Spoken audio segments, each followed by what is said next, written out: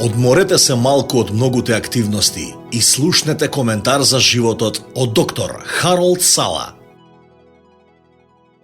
Но, фала му на Бог, кој секогаш не води во неговата победа во Христос и на секое место преку нас го шири благиот мирис на неговото познавање, затоа што ние сме Христов благ мирис пред Бог, меѓу оние кои се спасуваат и меѓу оние кои загинуваат. Коринќани, 2 книга, 2 глава, 14 и 15 стих. Одредени мириси може да имаат моќен ефект врз нас и постои глобален пазар на ароматерапија вреден милиарди долари, кој го докажува тоа. Мирисите поттикнуваат сеќавања без разлика колку години поминале откако тој мирис за прв пат дошол во контакт со нашиот нос. Парфем што ве тера да помислите на стара романса или застарен, бајат мирис кој ве подсетува на вашиот прв стан. Одредени мириси предизвикуваат емотивни реакции и позитивни и негативни. Пишувајќи им на коринќаните, Павле алудирал на римските освојувачи кои се вратиле победоносно во нивните битки и парадирале низ улиците на Рим или Помпеа, водејќи ги своите заробеници во синџири. Но тој исто така го спомна мирисот на темјан кој му претходеше на целиот караван на човештвото.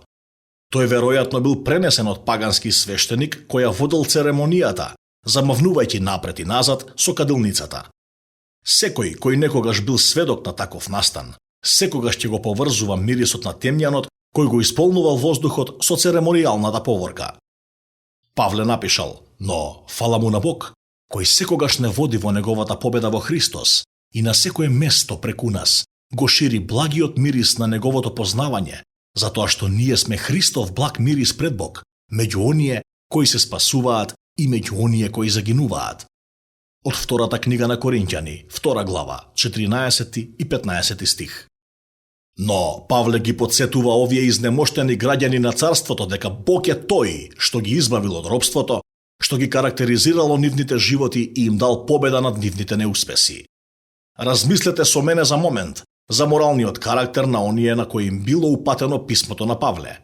Меѓу нив имало и неморални мажи и жени кои ги прекршиле своите брачни завети, машки проститутки, арамии и измамници, кратци, клеветници и пијаници, кои никогаш не успеале да ја завршат програмата од 12 шекори. И како го знаеме ова? Ова се некои од темните ликови кои Павле ги споменал кога им пишувал на коринќаните во неговото прво писмо. Тој рече, а некои од вас беа такви, но бевте измиени и бевте осветени во името на нашиот Господ Исус Христос и во духот на нашиот Бог. Она што тие биле, изгледело во светлината на она што тие станале. Нивните животи за секогаш биле променети преку средба со Исус Христос. Потоа Павле ги опишува како го следат Христос во победничка поворка. Но каква врска има тоа со мирисот на темјан кој бил поврзан со римски освојувачи? Павле вели дека откупените, оние чии животи биле извлечени од огнот, се здобиле со одреден мирис, сладок мирис за оние што се спасуваат и смрдеа за оние што се изгубени. Павле тоа го нарекол арома на Христос. Коментарите на Павле го објаснуваат поларитетот со кој христијаните со векови биле соочени. За некои, мирисот на христијанството е добре дојден. Тој асоцира на цркви, болници, улични служби, хранење на бездомници, грижа за отпадниците на општеството. Тоа е она што го прави нашиот свет подобро место за живење. Но, за оние што се противат на неговата порака, тој мирис поврзан со црквата е потсетник дека оние што себе си се нарекуваат христијани, се спротивставуваат на она што тие го практикуваат. Исус го објасни ова велејќи, а судот се состои во ова, светлината дојде во светот, а луѓето ја засакаа темнината повеќе од светлината бидејќи делата им беа зли. Јован, 3 глава, 19 стих.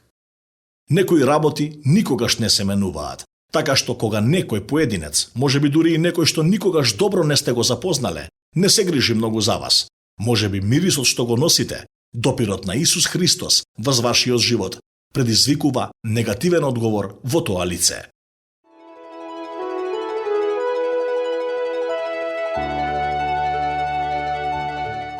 Што току го слушнавте, доктор Харолд Сала, во овој коментар за животот.